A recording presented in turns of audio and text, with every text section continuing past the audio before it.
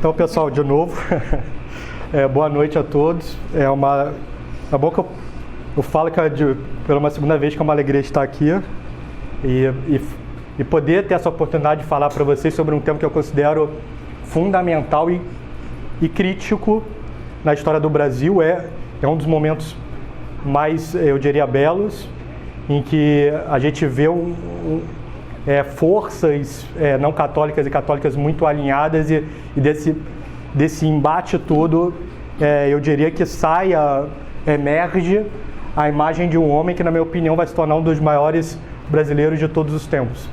Então, se alguém não coloca Dom Vital pelo menos no top 10 da sua lista de maiores brasileiros de todos os tempos, é porque é um sinal do quanto falta para a gente de conhecimento histórico acerca do Império Brasileiro e da colônia, desse período que já está se tornando tão afastado da nossa memória, e por causa de muita doutrinação nas universidades a gente acaba não tendo acesso a esse tipo de história. Então vocês vão ver, e eu tenho certeza que vocês vão me dar a razão ao final da palestra, do quanto a memória desse homem deve ser alçada, né? Assim como a gente faz o mesmo esforço para outras grandes personalidades brasileiras, como São José de Anchieta e o Cardeal Leme, eu tenho certeza que também o Dom Vital merece estar nesse top 10 de maiores brasileiros de todos os tempos. E para eu explicar toda essa questão, todo esse conflito, toda essa guerra, esse sentido branca que houve no Império Brasileiro, eu primeiro preciso contextualizar vocês num cenário maior da história, porque depois tudo fique fácil, né? Então a gente precisa primeiro entender algumas coisas. E para quem já vem aqui há muito tempo, esses 5, 10 primeiros minutos vão ser fáceis, porque já está no sangue de todos nós. A primeira coisa que a gente precisa saber é que existiu uma era que de acordo com o Papa Leão X, na Immortality Day, era a era em que a filosofia do Evangelho dominava todas as nações. Então é a Idade Média, que é esse período que vai do século V ao século XV, e que a Igreja Católica ela influía com toda a sua graça, todo o seu ensinamento por toda a sociedade, e os homens amavam a Deus muito mais naquela época e nessa região ocidental do que em qualquer outra era. Então é na Idade Média que os homens, movidos pelo amor a Deus, fundam os primeiros hospitais. É na Idade Média que os homens, por amor ao conhecimento, fundam as primeiras universidades. É na Idade Média que os homens, por amor à beleza, constroem as grandes igrejas e catedrais. Então, olhando para o alto, o homem na Idade Média faz grandes coisas. E é olhando para o alto que, por exemplo, um território pequeno na ponta da Europa, que é Portugal, era uma vez um café, na ponta de Portugal, se você tentar, você não conseguir, vai se lançar ao Ocidente, ao Oriente, e conquistar metade do mundo para Cristo. Então, Portugal e Espanha, que são dois povos que vão se manter ainda por grande parte do que a gente chama de Idade Moderna, unidos à fé, se lançam nessa empreitada para expandir a fé e o império, tanto para o continente americano quanto para o continente asiático. A gente vê isso muito claramente, né? Então a gente vê que o símbolo que está nas caravelas é a cruz de Cristo. O primeiro edifício que é feito no Brasil é uma cruz. A primeira cerimônia é uma missa. Então o Brasil, talvez mais do que qualquer outra nação no mundo, ela nasce com essa vocação de ser católica. Ser brasileiro é ser católico. Essas duas coisas elas andam juntas. Assim como o homem tem a matéria e tem a alma, que é espiritual, assim também nós temos como matéria essa pátria que é o Brasil, como espírito essa pátria que é Roma. Então é muito unido, como a alma é unido ao corpo, o Brasil é unido com a Igreja Católica. E a gente vê então que essa era de que a Igreja Católica se espalhava seus benefícios por todo o Ocidente, ela vai começar a sofrer golpes de várias revoluções, até que a gente chegue a essa mentalidade moderna. Então a gente já viu em aulas anteriores aqui que a primeira das grandes revoluções, então a gente sabe que tudo que o homem medieval fazia era pensando em 3 coisas, colocando esses 3 aspectos na frente de todas as suas outras decisões. O primeiro era o conceito de uma verdade, que existe uma igreja católica que é depositária da fé. O segundo é nosso Senhor Jesus Cristo e o terceiro é Deus. Então, esses 3 conceitos permeavam a mente do homem medieval. E vão vir 3 revoluções que vão destruir essas influências no homem medieval. A primeira, que todos nós sabemos, é a Revolução Protestante. Então, a partir da Revolução Protestante, Lutero vai vir ao mundo e vai dizer, tudo aquilo que a promessa de Cristo para o apóstolo Pedro, de que ele seria a pedra, de que daria chaves para Pedro, a ideia de que existe uma depositária da fé, da sucessão apostólica, tudo isso está errado, joga no lixo. Agora eu tenho a sola escritura. Qualquer pessoa que lê as Sagradas Escrituras vai conseguir ter o seu ensinamento próprio e ele vai ser certo. Então a gente vê que é uma doutrina absurda, que ela não se sustenta nos fatos, porque existem milhares de igrejas protestantes. É uma doutrina iníqua, porque ela não se sustenta por milagres. Então a gente sabe qual é a assinatura de Deus na história. Como é que a gente sabe qual é a religião verdadeira em detrimento das religiões falsas? É o milagre. Então Deus assina com um milagre onde ele efetivamente está atuando. E é por isso que a Igreja Católica é uma profusão de santos nos 2000 anos. O santo é aquela pessoa que mostra que Jesus Cristo ainda está entre nós.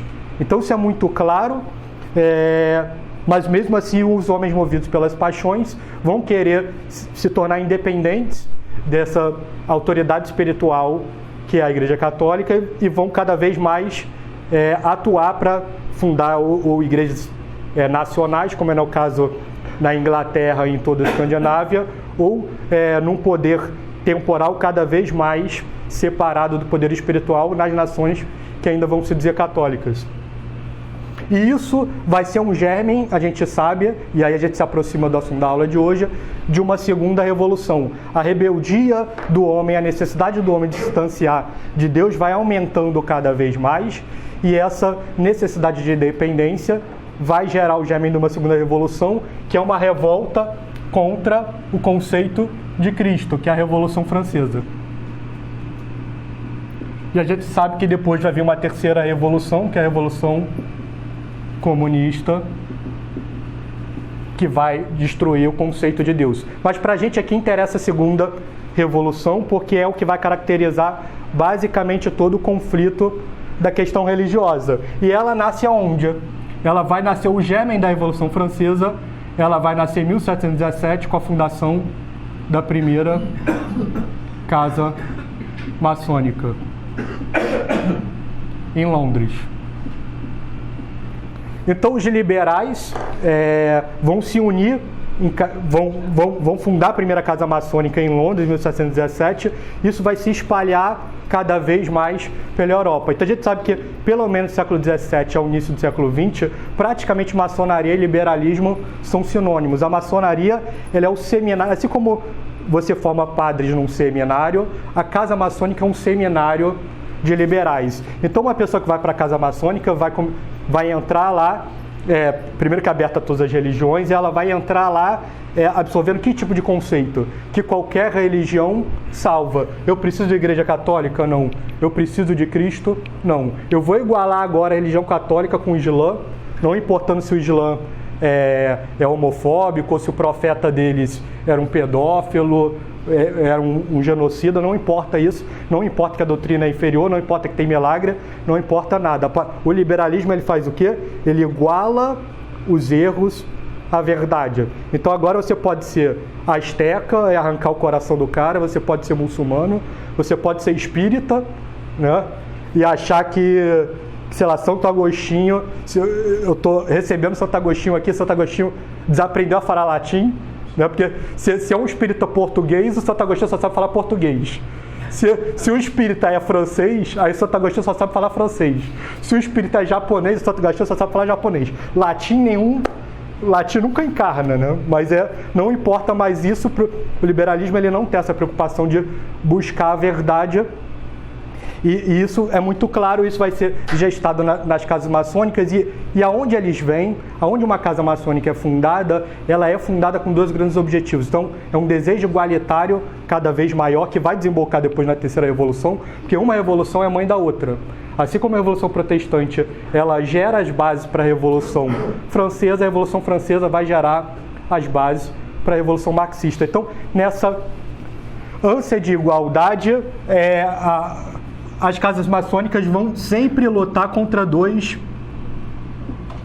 grandes centros de poder, que é o altar e o trono, o império e o clero, a influência da Igreja Católica. Então, isso acontece de uma forma muito clara, eles se unem em casas maçônicas, se conspiram, todos os revolucionários franceses, a grande parte deles vão ser maçons, e a Igreja Católica já percebe o perigo que é para a sociedade de cara. Então, apenas 20 anos depois, com a expansão rápida das casas maçônicas, vem a primeira condenação. 1738, Clemente XII, na iminente, condena a maçonaria no mundo inteiro. E ela continua a se expandir cada vez mais, e aí em 1751, vem uma segunda condenação. Bento XIV, na Providas. E nenhuma dessas condenações, então, os papas começam a falar, isso vai ser em série. Então, tanto que hoje as pessoas lembram muito as condenações para o comunismo, mas a organização mais condenada na história da igreja é a maçonaria. Então, são condenações em séries que vão se perpetuar aí nos próximos 2 séculos. A gente vai ver que o próprio Papa Pio IX vai condenar a maçonaria no Brasil. E a gente vê então, esse movimento muito claro e a maçonaria se expandindo. Então, esse é o primeiro grande conceito que a gente precisa ter em mente. E o segundo o porquê que eles conseguiram se desenvolver de uma forma tão clara assim. Então a gente vê que, às vezes a gente conversa muito isso, que até o século XII, qualquer nova heresia que surgia, ela tendia a morrer e depois ela podia até ressurgir com uma nova cara. Mas ela tinha uma dificuldade muito grande de se perpetuar. Só que com a fundação das universidades, qualquer nova ideia, ela ganha status de perpetuidade. Porque a universidade é como se fosse um hub, se eu fosse usar acho que é hub, né? Uma linguagem mais moderna, que ele espalha certa doutrina para toda a sociedade. Só que isso no início não era um problema. Por quê? Porque quem fundou a Igreja Católica? Quem fundou a Igreja Católica? A gente sabe, mas quem fundou as universidades? Foi a Igreja Católica. Então, ela irradiava, a princípio, coisas muito boas, né? Então, a gente sabe que Santo Alberto Magno, São Tomás de Aquino, o maior intelectual da história, eram professores universitários. Só que, a partir do século XIV, cada vez no ritmo se acelerando mais, algumas heresias entravam nas universidades e começavam a se espalhar. E aí veio a Revolução Protestante. Mas até aí não foi muito problema, porque, apesar das traições dos homens, Deus sempre continua assinando na história, indicando onde ele está e tentando nos salvar. Então, com a Revolução Protestante, que ela racha a Europa na metade, Deus ainda mostra onde ele está, como com Nossa Senhora de Guadalupe no México, convertendo grande parte da América Latina rapidamente, com Santa Teresa e São João de Ávila e principalmente, no nosso caso da nossa palestra aqui, com os jesuítas.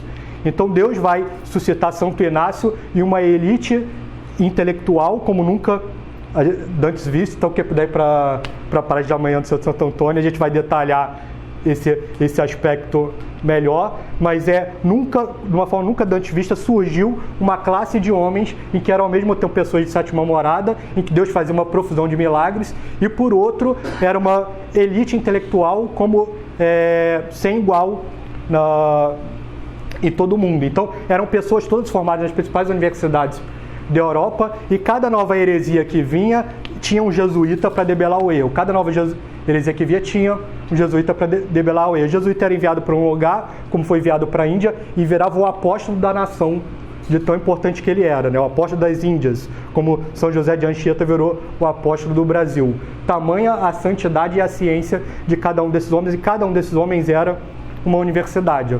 Então, as casas maçônicas primeiro tentaram bater de frente de uma forma intelectual, viram que era impossível, mas eles conseguiram ocupar o cargo de primeiro-ministro, e cada uma das principais potências do Ocidente, eles mudaram a tática. Ao invés de ir para o confronto intelectual, eles foram para o confronto armado, né, unilateral. Então o que eles começaram a fazer? Perseguir os jesuítas em todas as nações. A ordem foi suprimida no Brasil, na Espanha, nas colônias. Em 1773 eles conseguiram, mediante muitas ameaças, a supressão mundial da ordem. E aí, quando os jesuítas foram expulsos, a partir de lá as universidades ficaram para quem? Para os maçons. E aí, depois dos maçons, começaram a vir todos os tipos de heresia em conjunto. Então é por isso que hoje, e aí não, como no século XVI havia claramente um grupo de intelectuais capazes de debelar esse erro, que eram os jesuítas. Hoje não há. Então a coisa mais absurda que entra na universidade toma status de verdade máxima. Né? Hoje as pessoas, ideologia de gênero, né? Uma coisa extremamente absurda, mas todos concordam, porque não há quem debele o erro. Paulo Freire, né? Aquela coisa tosca de que separa professores e estudantes como se fossem opressores e oprimidos. E os oprimidos, quer dizer, quem não sabe tem que ensinar quem sabe. Essa é a doutrina de Paulo Freire. E essas coisas tomam status. O cara ganha 30 títulos de doutores honoris causa. Por quê? Não há quem debele o erro. Então, com as universidades e todas as elites prontas, conquistadas para a maçonaria, em cada nação começou a haver um tipo de perseguição à verdade.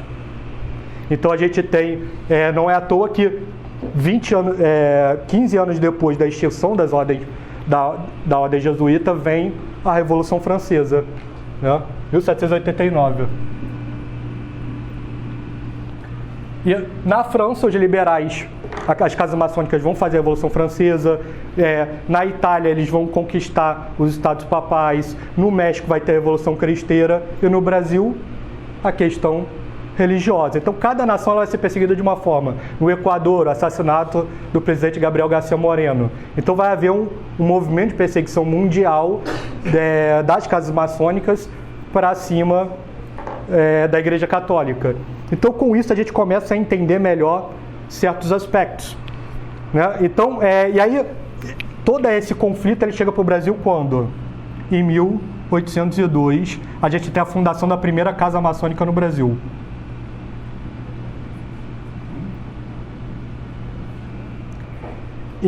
E rapidamente eles vão ganhar em Pernambuco, e rapidamente eles vão conseguir se espalhar pela região, pelo Nordeste. Em 1815 eles já vão fazer a primeira revolução contra o trono. Em 1817, que é a Revolução Pernambucana. Vão fazer a Revolução Pernambucana. D. João VI ele consegue conter a Revolução Pernambucana. Em 1818, D. João VI, sabendo do perigo que é para o altar e para o trono a maçonaria, D. João VI proíbe a maçonaria no Brasil e Portugal.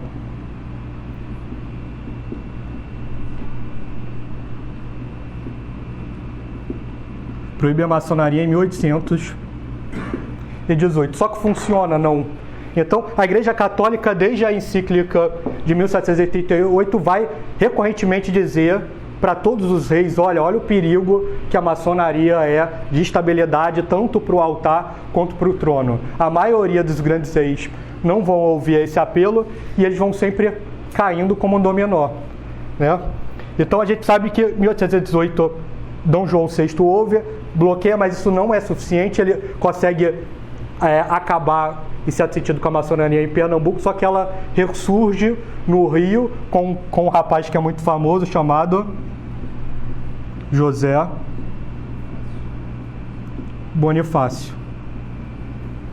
Então, José Bonifácio é um português que morou na Europa, ele viu a Revolução Francesa acontecer, vem para o Brasil, fundam 3 casas maçônicas no Rio de Janeiro, e aí,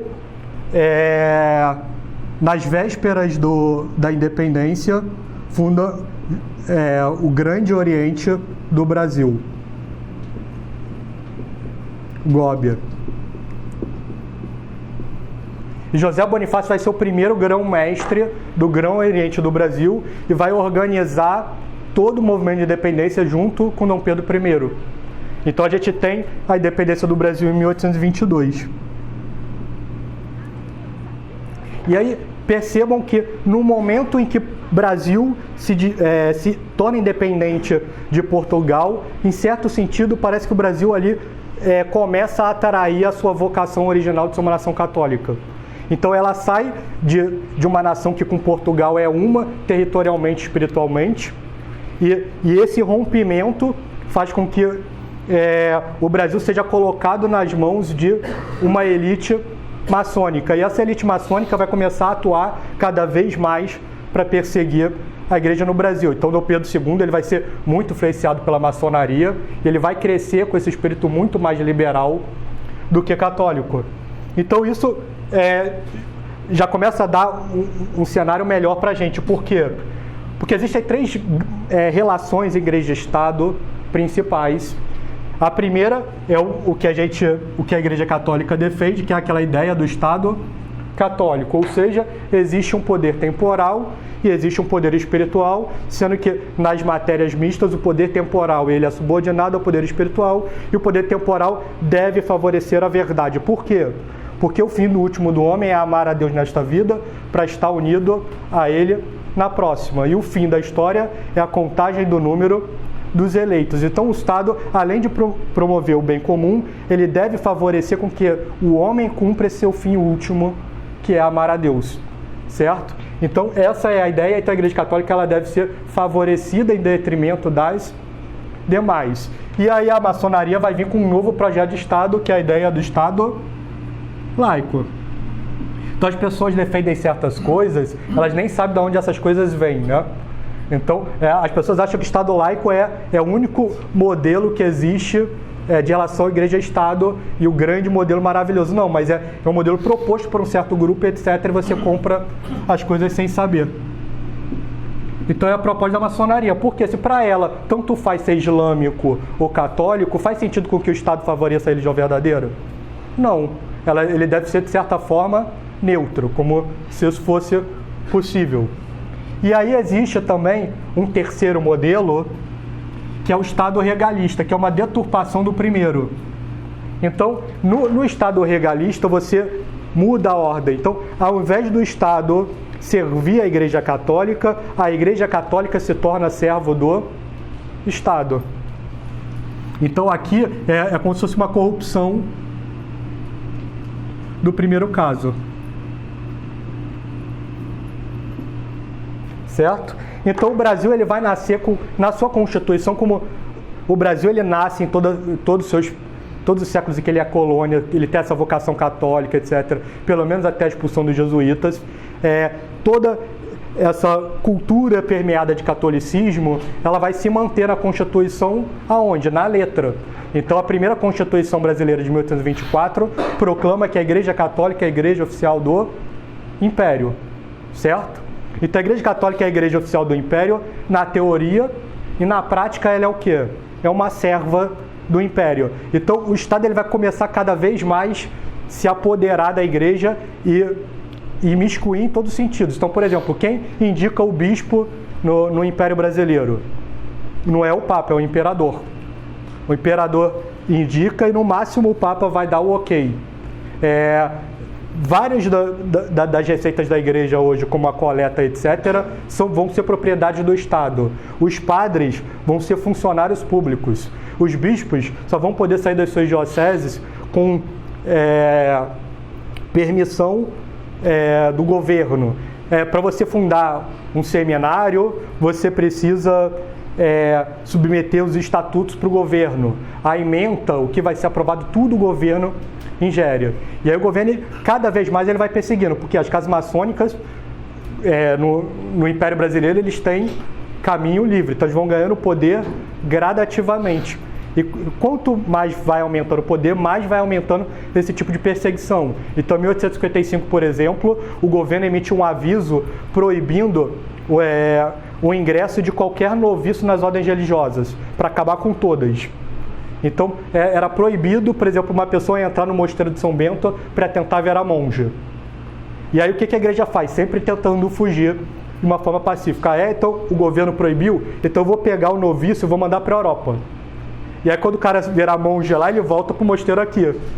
Aí o governo sentiu a malandragem, o que ele fez? Proibiu que o cara saísse também.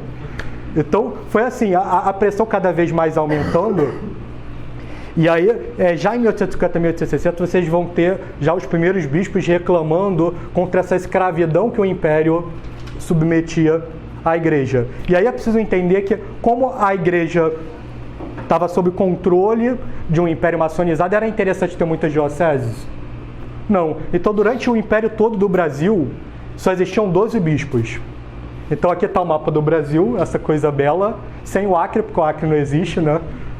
Então, o mapa do Brasil no Império, e o Brasil todo ele era dividido em 12 dioceses só. Então, só existe... Hoje, são 300 bispos titulares, mas sem... Auxiliares. Não auxiliares, mas que se aposentaram. Eméritos. Então, são cerca de 400. Naquela época, o território era dividido por poucos bispos. Então, quando a gente diz, por exemplo, que Dom Vital era bispo de Olinda, é preciso ter no nosso coração que ele não era bispo da cidade de Olinda. Ele era bispo de 4 estados: Pernambuco, Rio Grande do Norte, Paraíba e Sergipe. Quando a gente fala que o bispo Dom Lacerda era bispo do Rio, ele não era só bispo da cidade do Rio de Janeiro. Ele era do estado do Rio de Janeiro, Espírito Santo, está claro aqui, né? Os 2 estados, mais Santa Catarina. Então, um bispo, ele era bispo de uma região imensa. O Dom Macedo, que era bispo do Pará, era muito mais do que Pará, né? Era Pará, Amazonas, Rondônia e Roraima. Então, o poder, isso significava que um poder de um bispo naquela época era muito grande, por 2 fatores. Primeiro, que o povo ouvia, porque ele era 99% católico, e depois, porque esse poder ele estava concentrado nas mãos de poucos bispos. Então as pessoas sabiam o que era um bispo, né? Então a gente sabe que o que caracteriza um bispo? O bispo é como se fosse um dos 12 apóstolos, porque Cristo ordenou os 12 apóstolos, e a gente sabe que cada apóstolo foi ordenando um bispo, que foi ordenando um outro bispo, foi ordenando outro bispo, foi ordenando um outro bispo, que hoje, cada bispo que tem espalhado no mundo, se a gente voltar na ordem histórica lá, vai chegar nos 12 apóstolos e vai chegar em Cristo. Então, um bispo, ele é um apóstolo, né? E toda essa... O Brasil, ele era dividido em 12 nomes. E naquela época não era, felizmente, né? Para aquela época, infelizmente para hoje, os bispos eram bispos. Os bispos pastoreavam. Então, isso vai fazer com que haja um conflito. E aí, dos 12, a gente vai falar na aula de hoje, basicamente, em 4 deles. Que é Dom Vital, que é o bispo de Olinda, então dessa região 1. Dom Macedo, que é o bispo do Pará, 5. Dom Lacerda, que é o bispo do Rio, capital do Brasil. E Dom Viçoso, que é o bispo de Mariana. Foi, pessoal, até aí? Então, o que a gente vai ter? Em 1822, a gente sabe que José Bonifácio funda o Grande Oriente do Brasil, e a maçonaria vai ganhando cada vez mais poder, escravizando a cada ano que passa cada vez mais a igreja. Em 1873, vai ter um outro fato, que o Grande Oriente do Brasil ele vai se rachar em 2. O Oriente do Lavradio, que o grão-mestre vai ser o Visconde de Rio Branco, e o Oriente dos Beneditinos.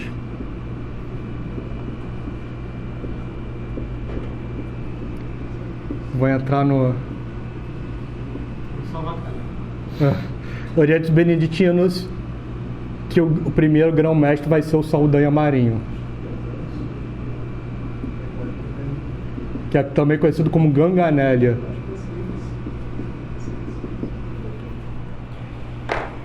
Bom, e o que isso tem a ver, Álvaro? Porque simplesmente esses 2 caras vão ser 2 dos homens mais influentes do Brasil nessa década. Então, o Visconde de Rio Branco vai virar simplesmente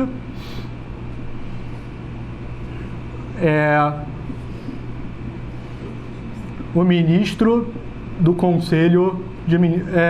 primeiro-ministro, né? Presidente do Conselho de Ministros. Perfeito, obrigado.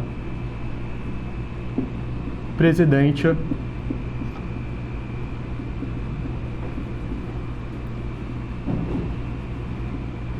o que quer dizer isso? Assim como a gente tem hoje nas monarquias parlamentaristas europeias a função de primeiro-ministro, que é o executivo, aqui no Brasil, com um poder muito maior, você tinha o presidente do Conselho dos Ministros. Isso significa dizer que o grão-mestre do Oriente do Lavradio, que era um dos dois ramos da maçonaria do Brasil, era simplesmente o homem mais poderoso do Brasil depois do imperador. O primeiro-ministro do Brasil na época.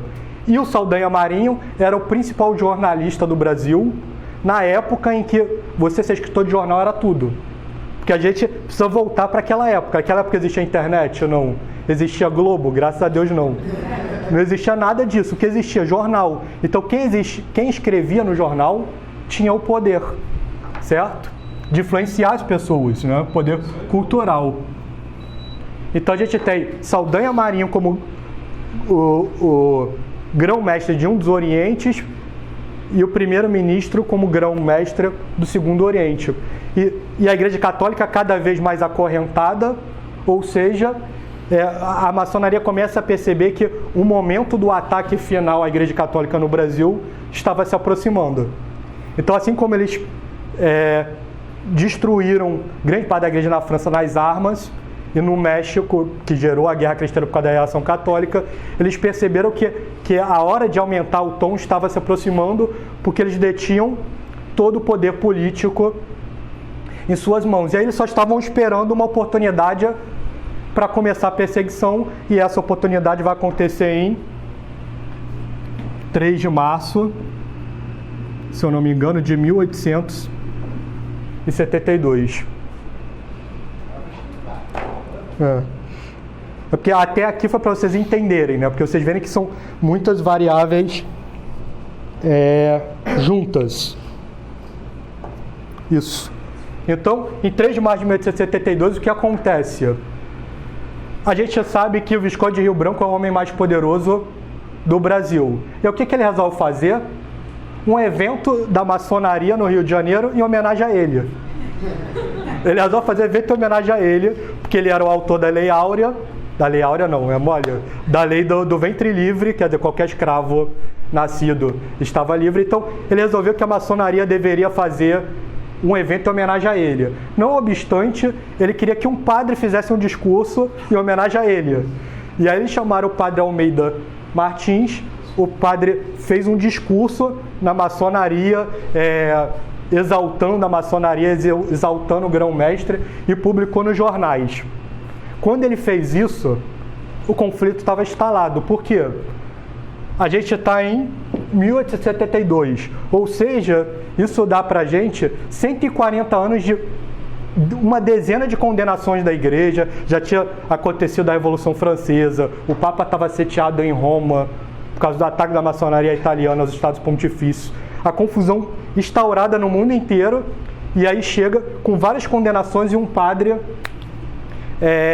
faz um discurso de apologia à maçonaria e pede para ser divulgado nos jornais. Então, entra o primeiro dos nossos atores, que é Dom Lacerda. Qual é a única opção que ele tem? Suspender de ordem o padre. E é quando ele suspende da ordem o padre por ter feito isso, aí a confusão está instaurada, porque a maçonaria vê que aquele momento, aquele pretexto que ela precisava ter, ela conseguiu. Então, o Visconde de Rio Branco reúne o seu Grande Oriente e começam a debater o que eles podem fazer para contra-atacar a igreja. E aí eles resolvem fazer, e tudo está documentado. A própria maçonaria registrou isso para o público aberto. Eles resolvem fazer um ataque em toda a imprensa brasileira em relação à igreja. Então eles começam a fundar vários jornais, investir em jornais já existentes, e começam a publicar muito contra a igreja e muito contra Dom Lacerda. E não obstante, o que o Visconde de Rio Branco faz? Ele manda uma moção pedindo ajuda do Saldanha Marinho. Né? Então, isso é muito interessante, porque isso lembra para a gente a passagem de que quando Nosso Senhor ele é preso, ele é primeiro entregue, a gente sabe, para Anás, que logo depois passa Cristo para Caifás, e de Caifás para Pilatos, e Pilatos encaminha Cristo para Herodes, e depois Herodes devolve Cristo para Pilatos. E nesse movimento, o que as Escrituras dizem? Naquele mesmo dia, Pilatos e Herodes fizeram as pazes, Lucas 23:12. Pois antes eram inimigos um do outro. Então, ter a verdade diante dos seus olhos como inimigo foi fator suficiente para unir Pilatos e Herodes. Visconde de Rio Branco e Saldanha Marinho selam as pazes de modo a combinar um ataque unificado à Igreja Católica no Rio de Janeiro. E eles começam a atuar em conjunto. O Oriente dos Beneditinos recebe com aclamação o pedido de união do Oriente do Lavradio e vão para a guerra em conjunto, cada vez mais pressionando nos jornais. Mas o pressionar nos jornais era uma estratégia para constranger o bispo da corte, que era o principal bispo do Brasil, Dom Lacerda, o bispo da capital do Rio de Janeiro. E eles atacam Dom Lacerda de uma forma muito veemente e resolvem disparar um segundo tiro. Qual vai ser o segundo tiro? Uma missa em maio de 1872. Mas qual o problema disso? Uma missa em homenagem à maçonaria. Hoje tem todo dia. Hoje tem. Não acontece nada. E olha como é que eles, para vocês terem ideia de como é que era a imprensa naquela época, era completamente politicamente incorreta, para o bem e para o mal. Então, aqui está como que eles divulgaram como seria essa missa de maio. A loja Firmeza e União fará celebrar amanhã uma missa na igreja de Bom Jesus. E apesar da cólera dos ultramontanos, os ultramontanos são como chamavam os católicos na época. Então, sempre tem, né? Então, que nem quando a época divulgou a nota lá do CDB, os ultraconservadores. Publicou hoje? Nossa, não sabia. Então, vem logo um adjetivo. Naquela época, o adjetivo para quem era católico era ser ultramontano, né? Então, a loja Firmeza e União fará celebrar amanhã uma missa na igreja de Bom Jesus e, apesar da cólera dos ultramontanos, a despeito das proibições do bispo, a igreja transbordará de pessoas. Este será o ultimato da franco-maçonaria do Rio de Janeiro ao bispo Dom Lacerda. Marcou e falou que ia fazer. Assim, aí o que o Dom Lacerda fez? O que ele precisava fazer? Entrou em contato com o padre e disse: olha só, se você fizer a missa, eu vou te suspender de ordem. E aí, a cena estava marcada, e aí chegou o dia da missa, o que aconteceu? A missa aconteceu. Então, agora a responsabilidade estava com o Dom Lacerda. O que ele deveria fazer? Alguma coisa parecida. Só que, infelizmente, ele ficou com muito medo. A corte toda era maçônica, o poder da maçonaria era gigante, a pressão estava muito grande, e ele não suspendeu o padre. E aí a maçonaria foi para a imprensa e comemorou o golpe, né? Então, nós ganhamos, começaram a pressionar, Dom Lacerda não fez nada. E aí cada vez mais eles pressionaram. Foram anos e anos do bispado de Dom Lacerda sendo massacrado pela imprensa maçônica no Rio de Janeiro. O Ganganelli resolveu entrar na confraria mais próxima do Palácio Episcopal do Rio de Janeiro e de lá ficava mandando graças para o Dom Lacerda e nada feito. Então a maçonaria viu que a Igreja Católica no Rio de Janeiro nunca mais iria reagir. Eles perceberam, o Rio de Janeiro está conquistado, agora é continuar a propaganda até não existir mais igreja no Rio. Então, no mapinha do eles já conseguiram uma parte, 3 estados para eles, Rio de Janeiro, Espírito Santo e Santa Catarina. E era preciso fazer um movimento agora para o resto do Brasil. Conquistada a corte, agora a gente precisa cada vez mais, e de uma forma cada vez mais agressiva, expandir-se para o resto do Brasil. E aí vai entrar esse homem que eu digo que é um dos maiores homens da história do Brasil, vocês vão entender por quê, que é Dom Vital. E aí Dom Vital, ele nasce em 1844. Ele é relativamente novo, vocês vão ver que ele vai entrar na crise novo. Em 1844 ele nasce, em 1860 ele entra no seminário em 1860. Em 1862 ele vai para a Europa estudar num seminário muito famoso, que é o Seminário de São Sulpício, na França. E ele fica lá até 1868, que é quando ele volta para o Brasil. Então ele volta para o Brasil, me ajudem aí. Eu não quero ser Dilma.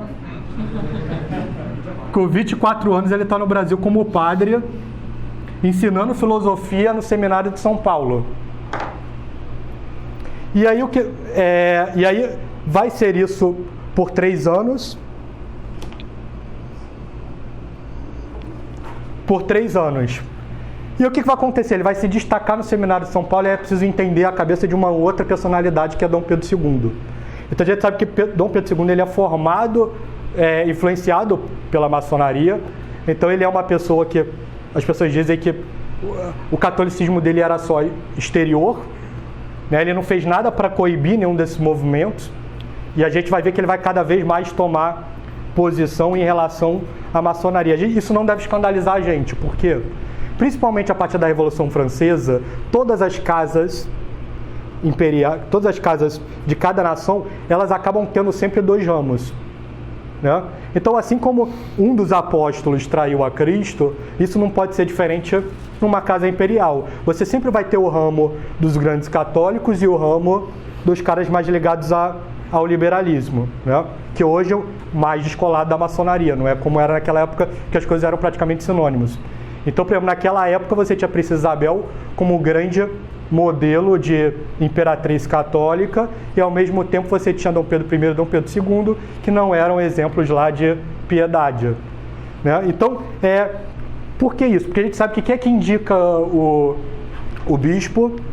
Dom Pedro. E o que Dom Pedro ia procurar? Qual o perfil que ele ia procurar de homem? O perfil do cara que era muito intelectual, né? Aquela coisa bem do homem culto. Então, é muito claro isso. Dom Macedo Costa, a gente vai falar sobre ele, tanto Dom Macedo quanto Dom Vital foram formados nesse grande seminário, eram homens que sabiam falar várias línguas, extremamente cultos.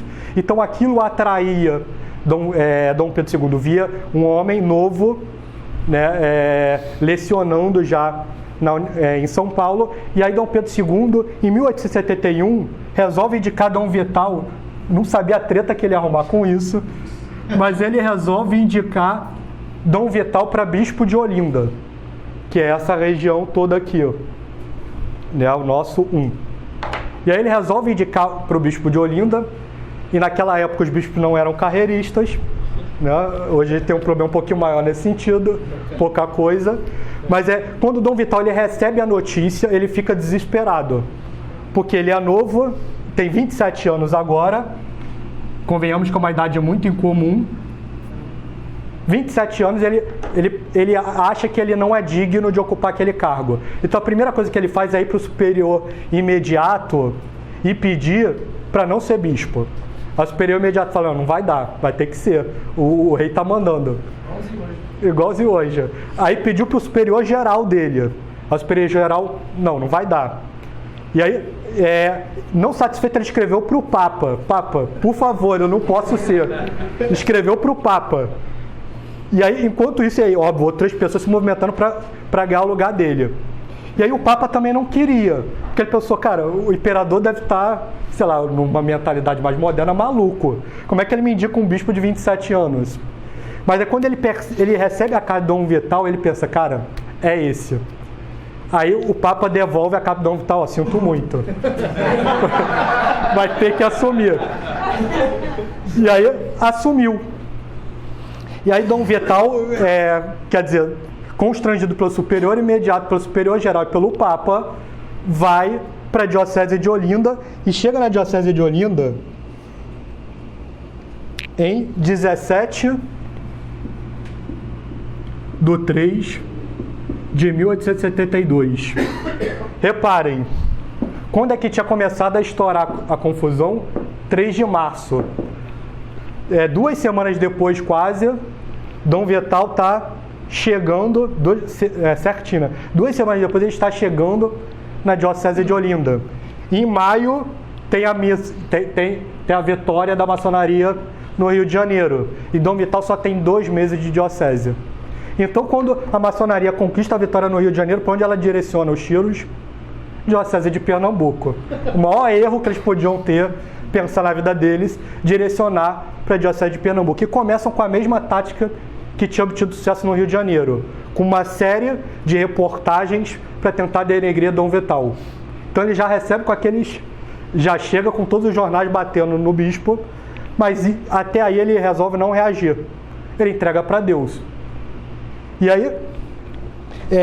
só que o que eles fizeram? Então, a maçonaria percebeu, bom, assim como a pressão nos jornais fez com que o bispo do Rio de Janeiro se acovardasse, a pressão que a gente fez nos jornais de Pernambuco vai gerar o mesmo fenômeno no Dom Vital. Ele não vai aguentar a pressão. E aí o que eles fizeram? A mesma coisa que fizeram no Rio de Janeiro. Vamos marcar uma missa. E aí resolvem marcar uma missa no dia 29 de 6 de 1872. Missa no dia de São Pedro. Eles resolvem marcar a missa. Só isso. Em homenagem às casas maçônicas de Pernambuco. Dom Vital Sábia emite uma circular para todo mundo da diocese, para todos os padres, dizendo, a mesma coisa que o Rio de Janeiro, se rezar a missa, está suspenso de ordem. Chegou o dia, não aconteceu a missa. Então, algo diferente no Rio de Janeiro. A maçonaria tomou um choque. Ela está olhando para um cara de 28 agora. 28 anos que conseguiu brecar a primeira missa. Redobram a pressão na mídia. E o que eles fazem 1 mês depois? Uma segunda missa. Marcam uma segunda missa.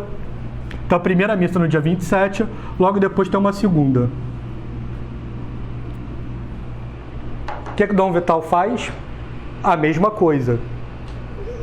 Avisa os padres, os sacerdotes subordinados a ele, que se alguém se prestar a rezar a missa para a maçonaria, está suspenso de ordem. Chega o dia, a missa não acontece de novo. Então, assim, aquilo foi um choque, porque pela primeira vez, desde a independência do Brasil, um bispo não foge ao combate. Né? E não foge ao combate no auge da maçonaria no Brasil. E aquilo gera para eles um escândalo e eles começam a dobrar a aposta. E aí a gente vai ver que o problema vai escalonando. Por quê? Eles ficam tão enfesados com aquilo que eles pegam o principal jornal da maçonaria em Pernambuco e fazem tipo uma série de notas, como se fosse um especial contra Nossa Senhora. Então eles começam a bater em todos os dogmas. E aí... vai deixar mais irritado. Ao invés de deixar Dom Vital com medo, foi deixando Dom Vital mais irritado. E o que Dom Vital fez? Ele começa a dar orientações para todos os padres para defenderem Nossa Senhora, começa a escrever publicamente contra esses movimentos da maçonaria, e isso vai deixando a maçonaria cada vez mais irritada. E de repente ela começa a olhar que eles tinham conseguido constranger o bispo do Rio, mas em Pernambuco aquilo não estava funcionando. Então, e não estava funcionando de uma forma muito frustrante. Era um garoto de 28 anos. Então pensem que como que eles deveriam olhar para o bispo naquela época. Né? Então você tem o primeiro-ministro, você tem o Supremo todo do seu lado, um imperador que é mais pro lado da maçonaria do que não. Você tem aquele 1% que é muito claro lá do presidente Portes Gil no México, que no auge, logo depois da Guerra Cristã, ele disse que a maçonaria e o governo eram um. Então no Brasil era praticamente isso também, em certo sentido. A maçonaria e o governo eram um, mas a maçonaria era o governo. Então você tem um povo católico e uma estrutura secreta que tem os principais postos de poder, tanto na cultura quanto no Estado. E eles veem um cara de 28 anos, recém-chegado, em Pernambuco, batendo de frente.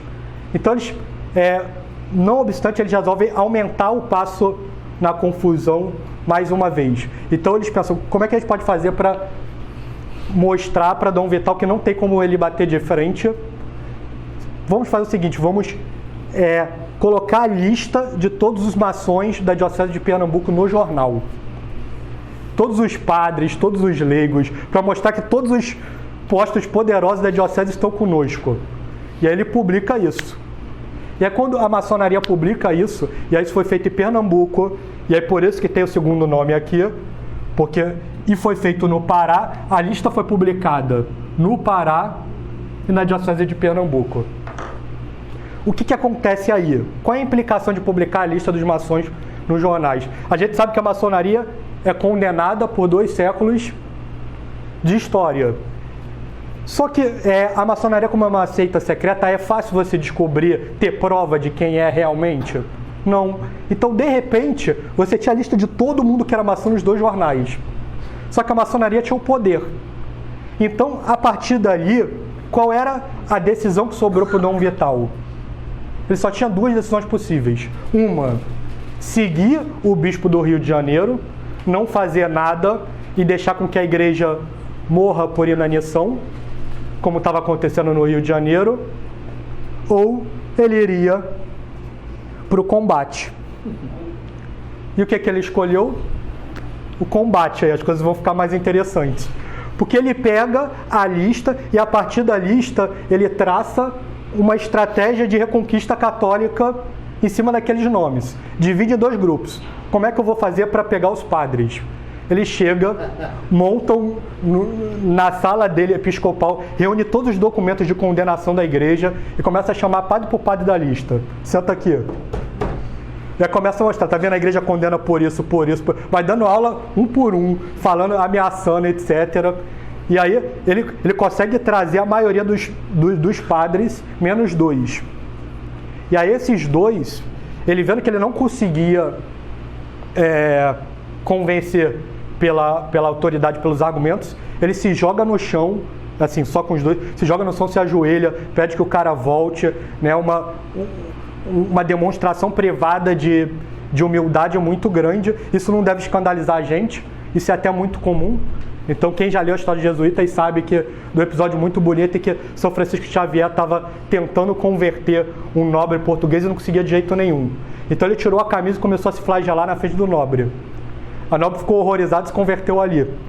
Então é o amor que eu conheço a verdade, eu quero que a pessoa conheça a verdade, e se não vai no argumento, vai, entendeu? Vai na humildade. Então Dom Vital se ajoelhou, não adiantou, e aí suspendeu os 2 padres. Mas com isso, Dom Vital conseguiu trazer o sacerdócio todo para ele. E aí ele foi para os leigos. Bom, para o leigo é mais difícil.